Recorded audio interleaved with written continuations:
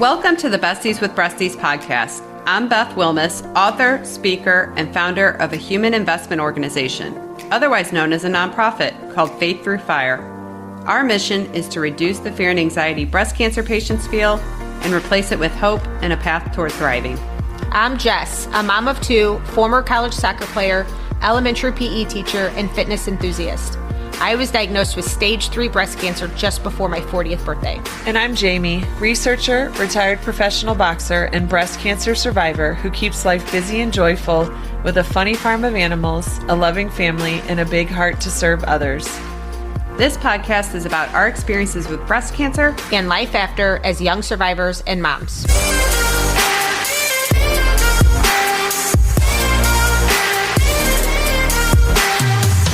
Hey, Jamie. What's up? What's up? What's up? All right. We're going to jump right in today because we got busy days today. All right. You know that feeling like when you're going through something really hard and the people around you just aren't showing up like the way that you need them to? Oh, yeah. Oh, yeah. It can feel so lonely and frustrating and hurtful. And I think like a lot of times my instinct is to walk away thinking like they just do not care. They don't care. I can't count on them. That's like a childhood wound, right? I can't count on anybody. I have to do it all myself. But I think what we're going to be talking about today is what if the issue isn't that you don't have support, but that we're expecting the wrong type of support from the wrong people? Interesting. You have thoughts on that? I do. I can't wait to jump into it. All right. Well, I think most people, they immediately focus on emotional support, when you're going through breast cancer. And I mean, Faith Through Fire has a mentorship program where we highlight that we'll match you with a survivor to emotionally support you during treatment. But I think what gets lost in that is that not everybody is wired to give emotional support. And that even includes like mentors in our program. There's lots of different kinds of support. And so one of the questions that we'll ask people when they submit a form for a mentor is what kind of support feels most helpful to you? And we're going to jump into what some of those options are. So today we're going to talk about 5 types of different support. The shift in thinking that changes everything. And the steps you can take to be supported in a way that feels good to you and those that love you. But before we do that, let's hear from our first sponsor. Are you feeling scared, overwhelmed, or lost post-treatment? Do you want to reclaim your life and thrive even better than before breast cancer? Faith Through Fire's Survivorship Bootcamp is designed for breast cancer survivors who are committed to living their fullest lives. If you're ready to leap forward, seize personal growth, and redefine your journey, this bootcamp will provide the path. You might benefit from our bootcamp if the excitement of completing treatment has worn off, leaving you feeling unsure about your future. You feel confused by your new post-cancer identity and struggle to accept your new normal. You want to enjoy life again, but feel stuck in a cycle of negative emotions. You feel disconnected from yourself, others, or God. Our bootcamp offers a structured roadmap that delves deep into 4 key areas crucial for post-cancer recovery and thriving: understanding trauma, cultivating a fighting spirit, managing anxiety and intrusive thoughts, and redefining and reshaping your identity so you can rediscover your joy and purpose in life. You can participate by visiting faiththroughfire.org/survivorship-bootcamp.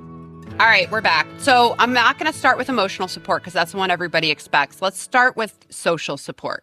I know that you had people like this, Jamie, in your circle. These are the ones that are like, let's get out of the house. I had a friend, I've talked about her before, Val, and when I got diagnosed, she is so the person that offers social support. She was like, hey, I'm meeting you at the gym. Let's go walk on a treadmill. Yep. She got me out of the house. She reminded me that life still exists. She kind of forced me to do it in such a great way. You know what I mean? It wasn't like a question, do you want to or can we? It was like, hey, you're meeting me on this day. And I was like, okay. And it was lovely. It was so crazy. The day that I got diagnosed, as I've shared, was on my 40th birthday. And one of my dear friends actually was with me at that appointment. And I swear she knew everything before I did. I was enjoying the hot pink robe and the fake eyelashes in the lobby. And I could, in hindsight, realize she knew what was going to happen that day before I did. And I'll never forget, after the appointment, we didn't really talk, but we ended up at a tattoo parlor and we both got a tattoo. We went and looked at daisies. We just drove around with sun on our face, music loud. She was definitely that lightness and that brevity that I needed. So absolutely. Yeah, social support cannot be understated. And people's tendency is to want to isolate during treatment. I remember feeling a lot of shame about going out to events when I had no hair. And so you kind of just shrink yourself sometimes. And when those people pull you out and kind of force you to participate in life, it's a gift, it's a gift. Absolutely. So, okay, we will talk about emotional support because that's the one everybody expects. This is the one we all default to, right? This is your shoulder to cry on, except for here's the thing. I felt very uncomfortable crying on anybody's shoulder. I think I cried on my mom's shoulder once. Yeah. Like, I don't see you having a problem with this because you're very in touch with your emotions. However, I will say this is the type of support that I really had to seek out and find my person because, like you said, not everyone's good at it. They might want to be your emotional support. Most people are not good at it. Right. That's what I'm saying. Yeah, they're not good at it. They can't just be there in the grief with you without trying to fix it. And I'm one of those people. I'm a fixer. So if you tell me like I'm devastated, I'm going to be like, how do we get you not devastated? I know. I'm thinking about you across these 5 different types of supports where you fit in my life with this. So it's kind of fun. Oh, I want to hear that. So we're going to get to that. You know who I think falls under the category of not great with emotional support? This is going to be me man hating again, but men. Like anytime Gary's got a friend that's going through something hard and I'm like, oh man, you just got to be there for them and maybe take them out for a beer and let them kind of cry into their beer. And he's like, dudes don't do that. Like not a lot. You know what I mean? Yeah. Like they will, but they're just, I don't know. They don't do that. They don't offer that soft space, right? Where somebody can like really be upset about something. It's so funny. Yeah. I mean, they want to fix. They want to fix. Men tend to be fixers. And sometimes Gary jokes that he married a man. And I said, well, that more reflects on you than it does on me. But yeah. Okay. Informational support. Yep. So this is kind of what we were just talking about. These are our problem solvers. My aunt was that for me. She would always do research because I was trying a lot of different things through treatment. She'd find me resources, send me articles. Just, have you thought about this? Have you tried that? She was my go-to for all of that. Did you have that person in your life? Well, I've talked about this, I think, before, but my uncle, who's a very kind person, he sent me this encyclopedia book on breast cancer. I mean, it was thick. It was like everything you need to know about breast cancer. Now, I, of course, graciously thanked him and then put it away and never looked at it again because what he didn't know was that at that point in my journey, I was actively avoiding anything that reminded me that I had breast cancer. But I think he's a problem solver, right? Like, I don't know what to do for you. I want to give you something helpful. Here's a book. And I really, really appreciated the gesture. I didn't use it, but but that's not what stuck with me. What stuck with me was the fact that he was trying to offer support that would be helpful to me in a situation where I was really helpless. And so I really have a soft, I have a soft spot for him for that reason. Let's talk about the fourth one, which is esteem support. Okay. So I think you might push back, but hear me out. This is where I saw you in my life. And I know. What? Just hang with me. Okay. So like, these are typically your cheerleaders. Like you're strong, you're capable, you're going to get through this. And they may not sit and cry with you, but they're pulling you forward. So you were not my cheerleader in the sense like, you've got this, but you would let me have my moment and then basically like smack me in the face and be like, let's go. You know what I mean? So that sounds like me. That just, okay. There it is. There it is. Like in the most unempathetic way, which is what I needed. You I'm were the friend that tells you look fat in those pants. But like in a very like, I know you love me. You're just very direct and blunt. That's what I needed. So you were my esteemed support in the best kind of way.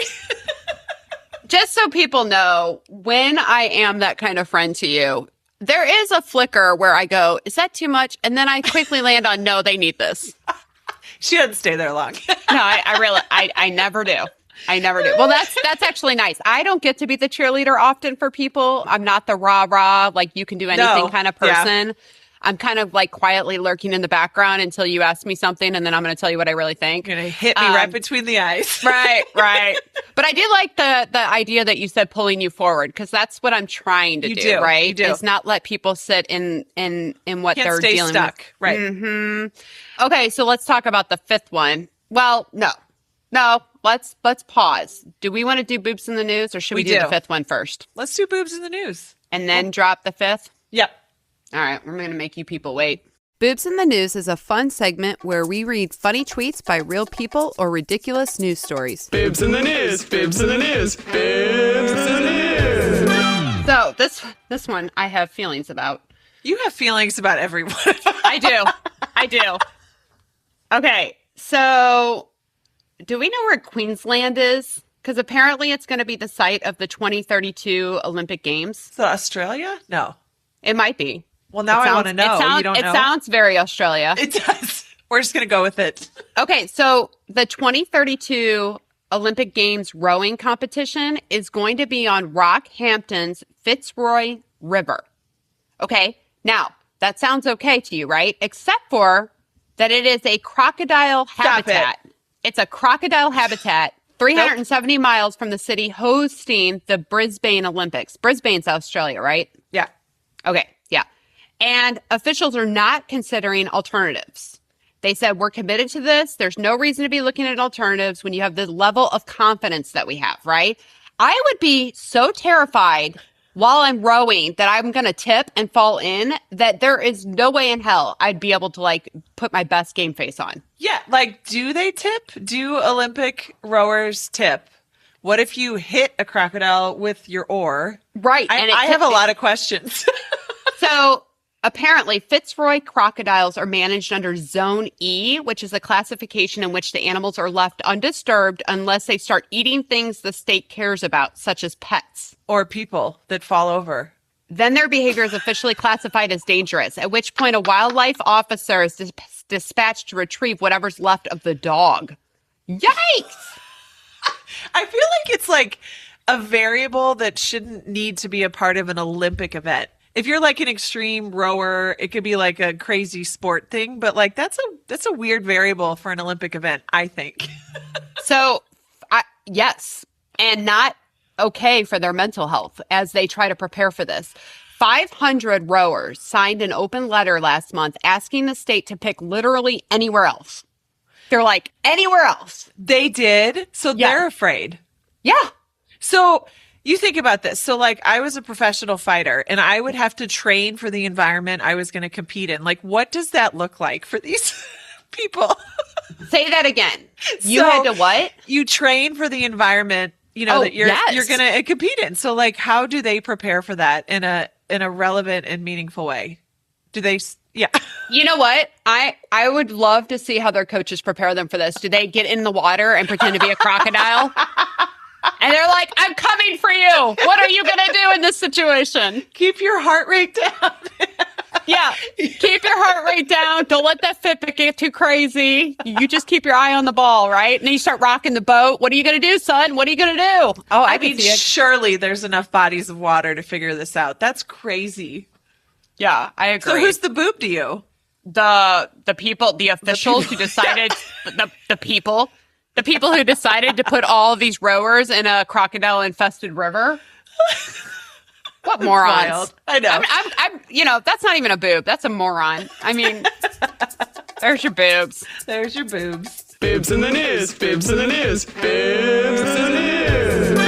All right, let's talk about the fifth one, which is tangible support. This is like the action-based support, right? These are the people who do the meal trains or the money, like the GoFundMes, the rides, the care packages.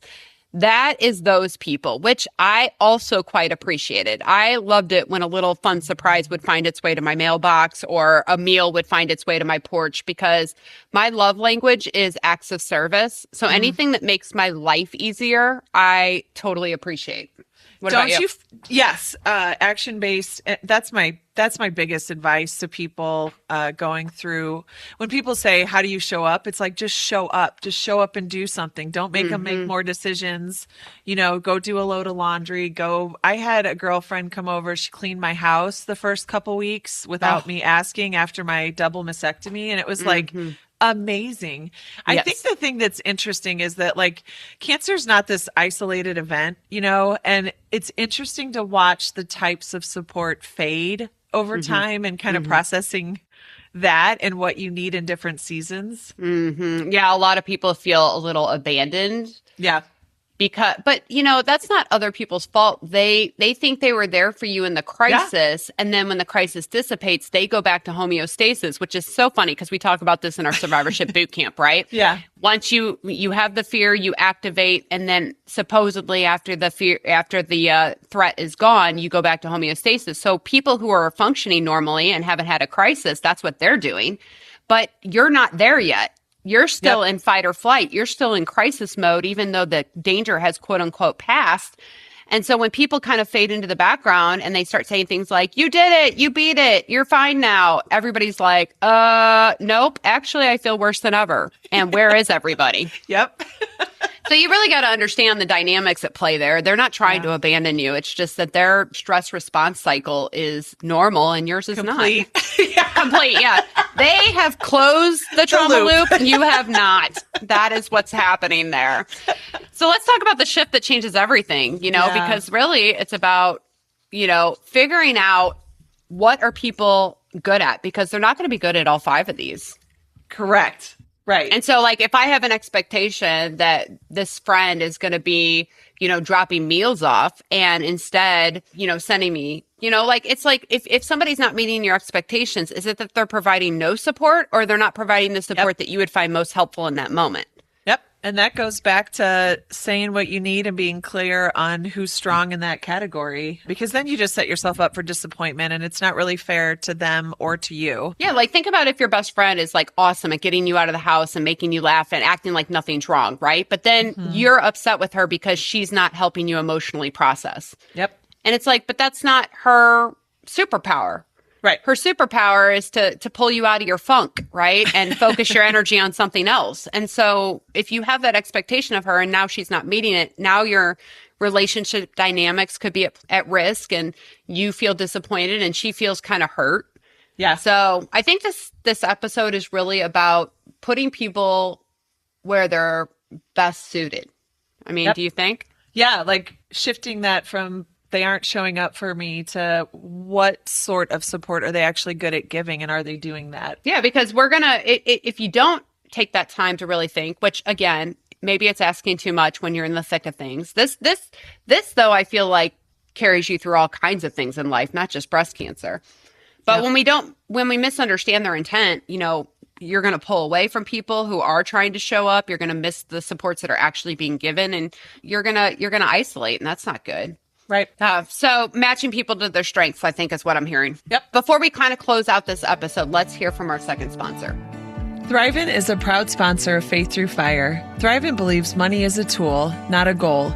The Gateway Financial Group with Thrivent is local to the St. Louis area and can work with you to create a financial strategy that reflects your priorities and helps you protect the things that matter to you, like family and giving back. Please call 314-783-4214 to schedule a free consultation with one of Thrivent's Gateway Financial Advisors. All right, Jamie, final words of wisdom. We're back. Let's leave the people with something. What do you got? I think you need to look at your people, match them to their strengths, and rethink how you lean on them, right? So sometimes it doesn't always look how we expect, and maybe they're giving us things that we didn't know we needed. So we have to be a bit objective in how we're kind of judging and receiving, right? Well said. I have nothing to add to that. That was perfection. All right, guys. Until next time. See ya. Thank you for being a listener of the Besties with Breasties podcast. If this podcast had a positive impact on your journey, leave us a review or consider becoming a supporter. You can donate with the link in the show notes or at faiththroughfire.org.